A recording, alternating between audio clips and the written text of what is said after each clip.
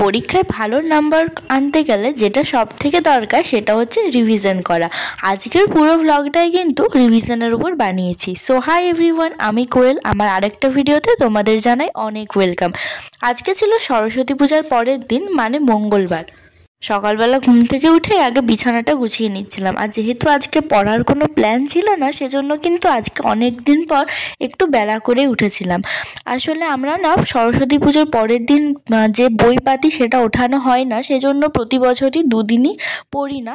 কিন্তু আগের বছর না আমার সরস্বতী পুজোর পরের দিন, তার পরের দিনই এইচএস ছিল, সেজন্য পরের দিন থেকে পড়তে শুরু করে দিয়েছিলাম। তো আজকে সকাল থেকে ভেবেছিলাম যে পড়বো না, কিন্তু সারাদিন না ভালো লাগছিল না। তো ভাবলাম আগের দুদিন তো ছুটি নিয়ে নিয়েছি, তার থেকে আজকে বরং একটু রিভিশন করে নিই। প্রথমে ইচ্ছে ছিল নতুন কিছুই পড়ার, জেনারেল নলেজ থেকে, কিন্তু দেখছি আমার জিকে বইটাই দেওয়া আছে, তো ওটা তো আর পড়তে পারবো না। তখন ভাবলাম খাতাতে যে নোটগুলো করেছি সেগুলোই রিভিশন দিই। আর সেই সাথে আজকের ভিডিওতে তোমাদের রিভিশনের কিছু টিপস শেয়ার করব। আর আমি এটা ফার্স্ট টাইম রিভিশন দিচ্ছি, কিন্তু প্রথমবারে যে নোট করেছি সেটাতে কতটা কি উপকার পেয়েছি সেটা কিন্তু এই ভিডিওটাতে বুঝতেই পারবে।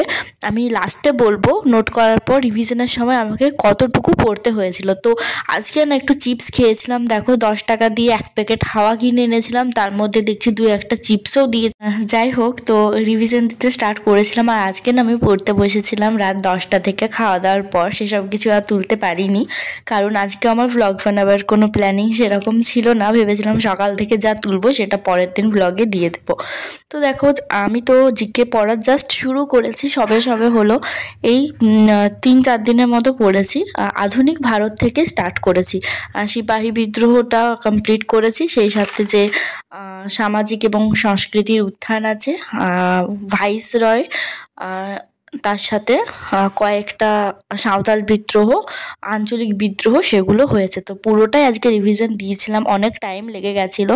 আজকে প্রায় পড়তে আমার 2টো বেজে গেছে শুধুমাত্র রিভিশন। আর সেই সাথে ইংরাজিতেও কয়েকটা প্র্যাকটিস করেছিলাম, সেটা শেষে দেখাচ্ছি।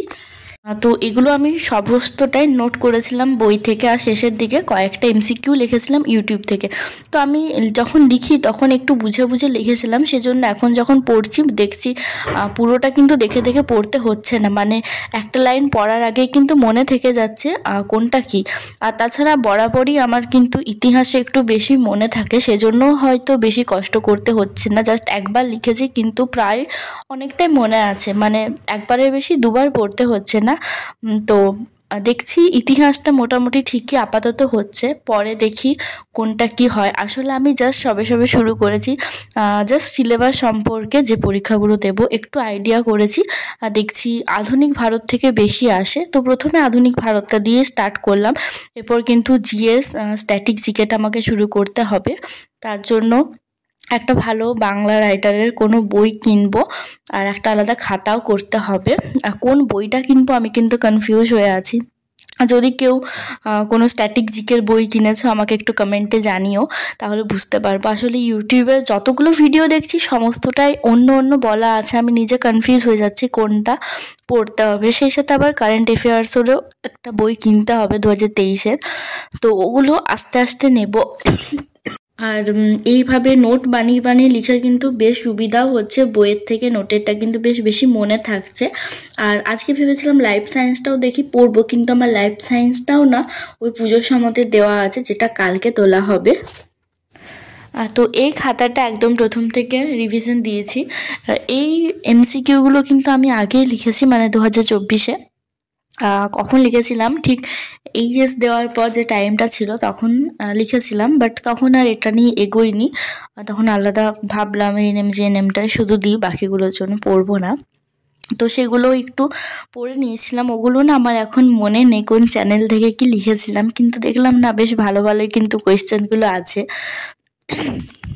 আর আজকে যেহেতু একটু দেরি করে উঠেছি, সেজন্য কিন্তু রাত্রে বরাবরের মতো ঘুম আসছিল না, তো পড়ে নিয়ে টাইমটা কাটালাম।